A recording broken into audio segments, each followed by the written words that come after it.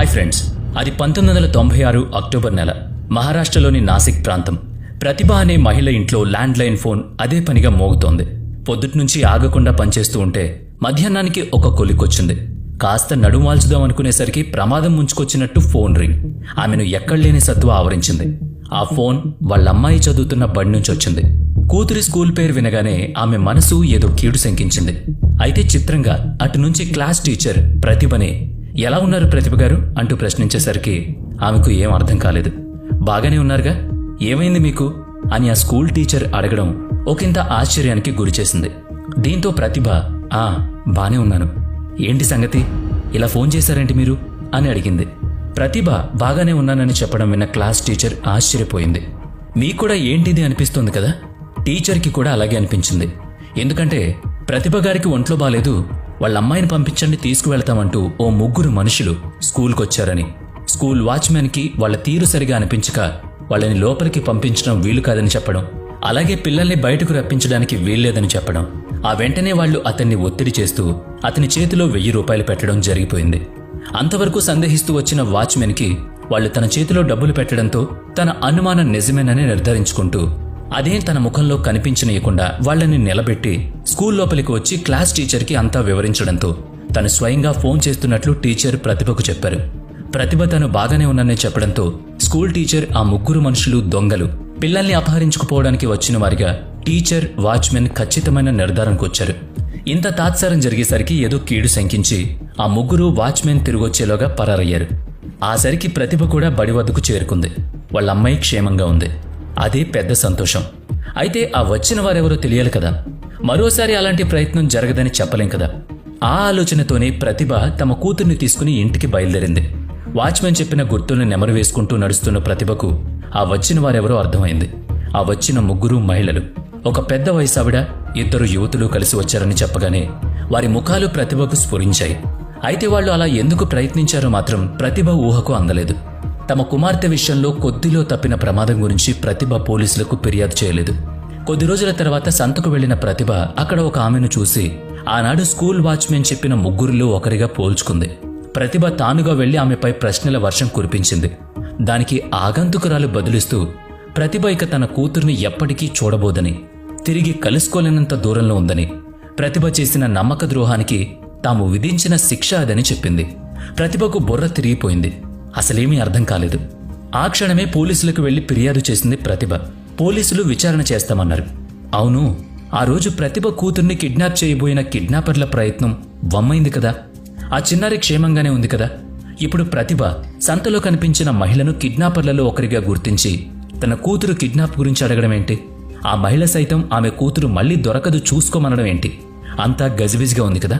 పైగా ప్రతిభ ఏమని ఫిర్యాదు చేసిందో, పోలీసులు అపహరణకు గురికాని ఆమె కూతుర్ని ఎలా వెతికారో ఏంటి గందరగోళం. కాస్త నిదానంగా అన్నిటికీ సమాధానాలు తెలుసుకుందాం రండి. ప్రతిభ ఏదో మోసం చేసిందని, కాబట్టి శిక్షగా ఆమె కూతుర్ని ఎత్తుకుపోయామని, మళ్లీ ఇక దక్కదని సంతలో కలిసిన ఆడమనిషి ప్రతిభతో అన్నది కదా. ప్రతిభ ఏదో తప్పు చేసి ఉండాలి మరి. అంటే స్కూల్ వద్ద అపహరణ ప్రయత్నం బెడిసికొట్టాక మళ్లీ ప్రయత్నించి ఎత్తుకెళ్లారా ఏంటి? ఆ విషయం చెప్పుకోకుండా మనం ముందుకు వచ్చేసామా? చూద్దాం. కాస్త వెనక్కి వెళ్లి అదేంటో పసిగడదాం. ఈ కేసు గురించి తెలిసిన వాళ్ళు ఏమంటున్నారో తెలుసా? మొదటిసారిగా విన్నవాళ్లు అస్సలు నమ్మలేరని, లోకంలో ఇలాంటి మనుషుల్ని ఎప్పుడూ చూడరని, జీవితంలో ఇలాంటి వ్యక్తులు మరెప్పుడైనా తారసపడినా సందిగ్ధంలో పడతారని చెప్తూ ఉంటారు. అసలు ఈ భూప్రపంచంలో ఎన్ని రకాల వింత మనుషులు, ఎన్ని రకాల దుర్మార్గాలు ఉన్నాయో అంతు చిక్కదు కదా అంటున్నారు వాళ్ళు. సరే, ప్రతిభ ఫిర్యాదు మేరకు పోలీసులు విచారణ ప్రారంభించారు కదా. వాళ్ళు ఏం చేశారో చూశాక మళ్లీ మనుషుల తత్వాల గురించి ముచ్చట్లు చెప్పుకోవచ్చు. ప్రతిభ ఫిర్యాదు మేరకు పోలీసులు సంతలో కలిసిన మహిళను స్టేషన్కు తీసుకొచ్చి విచారించారు.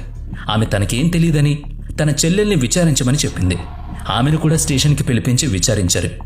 ఆమె కూడా తనకేం తెలియదని, తన అక్క భర్తకు మాత్రమే అంతా తెలుసని చెప్పింది. దీంతో పోలీసులకు చిర్రెత్తుకొచ్చింది. ఆ వెంటనే అతన్ని పిలిచి విచారిస్తే తనకేం సంబంధం లేదని, తన అత్తగారిని అడిగితే ఏమైనా తెలుస్తుందని చెప్పాడు. ఇదేదో చందమామ కథలాగా గుప్త నిధుల వెతుకులాటలో గుర్తుల్లా కనిపిస్తోంది. కానీ ప్రతి అనుమానితుణ్ణి ప్రశ్నించాల్సిందే. అయితే ఆ అత్తగారు పెదవిప్పలేదు. ఇక లాభం లేదనుకుని మహిళలు కదా అని మెత్తగా అడిగితే ప్రయోజనం లేదని భావించిన పోలీసులు వాళ్ల స్టైల్లో విచారించడం మొదలుపెట్టారు. అప్పుడు రెండోసారి పోలీస్ స్టేషన్కు తీసుకురాబడ్డ మహిళ ఉంది కదా, ఆమె పేరు సీమ. ఆమె నోరు విప్పింది. చాలా పెద్ద కథ చెప్పింది. మానవ సంబంధాల్లోని చిక్కుముళ్లన్నీ ఆమె కథలోనే ఉన్నట్టు కనిపించింది. అంజనాబాయి స్వస్థలం నాసిక్. ఒక లారీ డ్రైవర్ని ప్రేమించి అతడితో పారిపోయి పూణే చేరుకుంది. 1973లో వారికి ఒక కూతురు పుట్టిన తర్వాత అతను వాళ్ళని విడిచి వెళ్లిపోయాడు. పుట్టిన ఆ కూతురికి రేణుక అని పేరు పెట్టింది అంజన. బిడ్డకు 7 ఏడాది వయసు నిండుతున్న సమయంలో మోహన్ గవిత్ అనే ఎక్స్ సర్వీస్ మెన్ ని వివాహమాడింది. వాళ్ళిద్దరికీ 1975లో పుట్టిన బిడ్డ పేరు సీమ. కొన్నేళ్ల తర్వాత మోహన్ భార్యను కుమార్తెను విడిచి ఎటూ వెళ్లిపోయాడు. 2 కూతుళ్లతో అంజన మిగిలిపోయింది. ముగ్గురి కడుపు నిండాలి కదా, అలా ఎక్కడ పని దొరికితే అక్కడ కూతుళ్లను తీసుకుని వెళుతూ ఉండేది. అలా కొన్నేళ్లలో పలు ప్రదేశాల్లో పనిచేసింది. అంజన రెండో భర్త మోహన్ కొన్నేళ్ల తర్వాత మరో వివాహం చేసుకుని స్థిరపడ్డాడు. 2 ఆడపిల్లలతో కనాకష్టంగా రోజులు నెట్టుకొస్తున్న అంజనకు ఈ సంగతి ఎలానో తెలిసింది. తమను విడిచి మరో వివాహం చేసుకున్న మోహన్ని క్షమించలేకపోయింది. ఆమె కడుపు తరుక్కుపోయింది. అంజన తను 2 చిన్న ఆడపిల్లలతో ఊరూరు తిరుగుతూ పనిచేసుకుంటుంటే మోహన్ మాత్రం చక్కగా నాసిక్లోనే మకాం పెట్టాడని తెలుసుకుంది. అతన్ని కలుద్దామనుకున్న అంజనాకి వీలు పడలేదు. కనీసం వీళ్ళు ఏమైపోయారా అని అతను వాకబు కూడా చేయలేదు.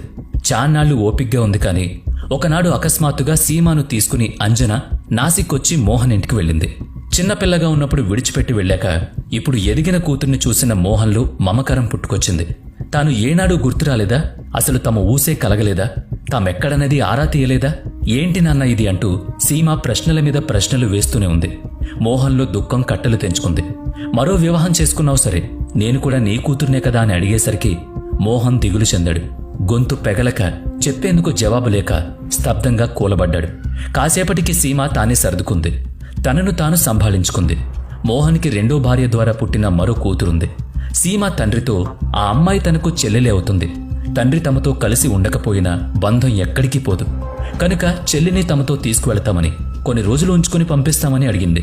ఇంతకీ మోహన్ రెండో భార్య ఎవరా అని మీకేమన్నా అనిపిస్తోందా? ఆలోచించరా? అవును, ఆమె ప్రతిభ. స్కూల్లో అపహరణ కాబోయిన విద్యార్థిని తల్లి ప్రతిభే మోహన్ రెండో భార్య. మీకిప్పుడు ఆ బంధాల దారాలు అల్లుకోవడం సులువవుతుంది. సరే, తర్వాత ఏం జరిగిందో చూద్దాం. మోహన్ పొంగిపోయాడు. ప్రతిభను అడిగితే ఆమె కూడా సరేనంది. ఆ భార్యాభర్తలిద్దరూ ఈ 2 ఆలోచనల్ని పసిగట్టలేకపోయారు. తమ 9 ఏళ్ల కూతురు క్రాంతిని అంజనా సీమాలతో పంపించారు. అలా పంపించిన తర్వాత మీకేదో సందేహం వచ్చుండాలి మరి. స్వయంగా ఇంటికొచ్చి పిల్లను తీసుకెళ్లిన వాళ్ళు మళ్ళీ స్కూల్కి ఎందుకు వెళ్లారని సందేహించడం లేదా మీరు? ఆహా, వాళ్ళు స్కూల్కి వెళ్ళింది ఎందుకంటే ప్రతిభ మోహన్ల రెండో కూతుర్ని కూడా అపహరించగలదామని. చూశారు కదా ఎన్ని మెలికలున్నాయి ఈ కేసులో. ఇప్పుడిక చిక్కుముళ్లన్నీ విడదీయండి. మోహన్ ప్రతిభలకు 2 కూతుళ్లు. పెద్ద కూతురు క్రాంతిని మోహన్ మొదటి భార్య అంజన, మోహన్ అంజనల కుమార్తెైన సీమ వచ్చి తీయని మాటలు చెప్పి భావోద్వేగాన్ని కలిగించి మంచితనపు ముసుగులో వంచనతో ఎత్తుకెళ్లిపోయారు. కొన్ని రోజుల తర్వాత బళ్ళో చదువుతున్న మోహన్ ప్రతిభల రెండో కూతుర్ని సైతం ఎత్తుకుపోదామనుకున్నారు. అక్కడ వారి ఎత్తు పారలేదు. స్కూల్ వాచ్మెన్ చెప్పిన గుర్తులను బట్టి ప్రతిభ ఆ వచ్చిన ముగ్గురు అంజన, రేణుక, సీమాలుగా భావించారు. సంతలో రేణుకను చూసి ఆమె అడిగింది తన పెద్ద కూతురు క్రాంతి గురించి. నీ కూతురు నీకు దక్కదు పొమ్మని రేణుక చెప్పింది కూడా క్రాంతి గురించే. ప్రతిభ పోలీస్ స్టేషన్లో ఫిర్యాదు చేసింది కూడా క్రాంతి అపహరణ గురించే. అంతవరకు తమను అడిగి తీసుకువెళ్లకుండా వీళ్లు నేరుగా బడికెందుకు వెళ్లారని ఆలోచిస్తూ మౌనంగా ఉండిపోయిన ప్రతిభ సంతలో జరిగిన వాదన తర్వాతనే కీడు శంకించి అప్పుడు పోలీసులకు కంప్లైంట్ ఇచ్చింది. అయితే మరి క్రాంతిని ఆ తల్లి కూతుళ్లు ముగ్గురు ఏం చేసుంటారో ఎవరికి తెలుసు? వాళ్ళు చెప్పాల్సిందే. క్రాంతిని తీసుకువెళ్లిన తర్వాత వాళ్ళు ఆ పక్కనే పెద్ద ప్రదర్శన జరుగుతోంది, బోలెడు ఆటలుంటాయని నమ్మబలికి అక్కడకు వెళదామని ఆమెను ఒత్తిడి చేశారు. తాను బాగా అలసిపోయానని, రాలేనని క్రాంతి ఎంత చెప్పినా వినకుండా బలవంతంగా తీసుకువెళ్లి ఒక టాక్సీ ఎక్కించి నేరుగా పూణేకి తీసుకువెళదామన్నారు. పూణే కంటే ముందొచ్చే నర్సోబా వద్ద కారు ఆపమని, ఆ పక్కనే ఉన్న చెరుకు తోటలోంచి కొన్ని గెడలు తెంపుకొస్తామని చెప్పి దిగారు. నిజానికి ఆ కార్ డ్రైవర్కి వాళ్ల పన్నాగమేదీ తెలీదు. అలా ఆ నలుగురు చెరుకు తోటలోకి వెళ్లారు. చేతికందిన గెడలు తెంపుకొస్తారని చూస్తున్న డ్రైవర్కి వాళ్ళు లోపలికంటా వెళ్లారని తెలీదు. కాసేపటి తర్వాత అంజన, ఆమె 2 కూతుళ్లు తిరిగొచ్చారు. క్రాంతి వారితో లేదు. డ్రైవర్ ఆ చిన్నపిల్ల గురించి అడగ్గా వాళ్ళమ్మ వచ్చి తీసుకుపోయిందని చెప్పారు. ఇంకా చెప్పేదేముంది, జరగకూడందే జరిగింది. శబ్దం రాకుండా కాంతి నోరు నొక్కి జాలి కరుణ లేని ఆ ముగ్గురు ఆమెను హతమార్చి అక్కడే ఉన్న బురదగుంటలో నెట్టేశారు. అడుసు తొక్కినట్టు ఆ మట్టిలోకి ఆమెను తొక్కేశారు. మోహన్ తమను వదిలి వెళ్లినందుకు, వెళ్లి వేరే పెళ్లి చేసుకున్నందుకు తమను గాలికి వదిలేసిన ఉక్రోషం ఆక్రోషంగా మారి అది విచక్షణ కోల్పోయేలా చేసి తప్పు చేసిన మోహన్ని నిలదీయకుండా అతని మీద కక్షను ఇలా ఏ సంబంధం లేని ఓ చిన్నారి మీద చూపించారు. దొరికితే క్రాంతి చెల్లెల్ని కూడా అలాగే చేస్తుండేవాళ్లు. మోసగించి అపహరించి హత్య చేసినందుకు, మరొకరిని అపహరించే ప్రయత్నం చేసినందుకు ఆ ముగ్గురు తల్లి కూతుళ్ల మీద కేసు దాఖలైంది. ఇక కోర్టు విధించే శిక్ష గురించి పోలీసులు కూడా ఎదురుచూశారు. అయితే రేణుకా సీమాలు క్రాంతిని హత్య చేసిన విషయాన్ని ఒప్పుకున్నారు. అయితే ఆ మొత్తం దుష్కార్యానికి తమ తల్లే సూత్రధారి కనుక ఆమెను మాత్రమే అదుపులోకి తీసుకుని తమను వదిలేయమని కోరారు. అయినంత మాత్రాన పోలీసులు విడిచిపెడతారని కాదు. అయితే ఈ కేసులో ఒక మగవాడు కూడా ఉన్నాడు. అతనే రేణుక భర్త. అతను తాను అప్రూవర్గా మారతానని తన్ని విడిచిపెట్టమని పోలీసు అధికారిని కోరారు. ఇది కథ కొత్త మెలిక. హత్యాకాండ అంతా ఆ ముగ్గురు మహిళలే చేశారు. ఇంటి అల్లుడిగా ఏవో కొన్ని విషయాలు తెలుసుండొచ్చు, మందలించి వదిలేద్దామని పోలీసులు భావిస్తుంటే అతనేకంగా అప్రూవర్గా మారిపోతాననడంతో పోలీసులకు ఏమీ అర్థం కాలేదు. అయినా నర్మగర్భంగా ఏం చెప్తాడో చెప్పమని అడిగారు. సవ్యంగా చెప్తే విడుస్తామని కూడా అన్నారు. అతనేం చెప్తాడో తెలిస్తే కేసు మొత్తం తేటతెల్లమవుతుంది. మామూలుగా ఎన్నో ఘోరమైన నేరాల్ని చూసిన పోలీసులకు అంతా ఒక సాధారణ వ్యవహారంగా తీసుకోవడానికి అలవాటు పడిపోయి ఉంటారు. అయితే ఈ క్రాంతి హత్య విషయంలో రేణుక భర్త కిరణ్ షిండే చెప్పిన సంగతులకి వాళ్ల రక్తం మరిగి కోపావేశంలో కళ్ళు ఎర్రబడసాగాయి. నలుగురు కలిసి చేసిన ఘోర అకృత్యాలు ఒక్కొక్కటిగా వెలుగు చూస్తుంటే పోలీసులు సైతం వణికిపోయారు. మరి అసలు వాళ్ళు ఇంకా చేసిన నేరాలేంటి? ఆ నేరాల గురించి వింటున్న పోలీసుల రక్తం ఎందుకు మరిగింది? అసలు పోలీసులే భయపడేంత ఘోరాలు వీళ్ళేం చేశారు, ఎలా చేశారు? ప్రతిదీ కూడా ఒక థ్రిల్లింగ్ సినిమా.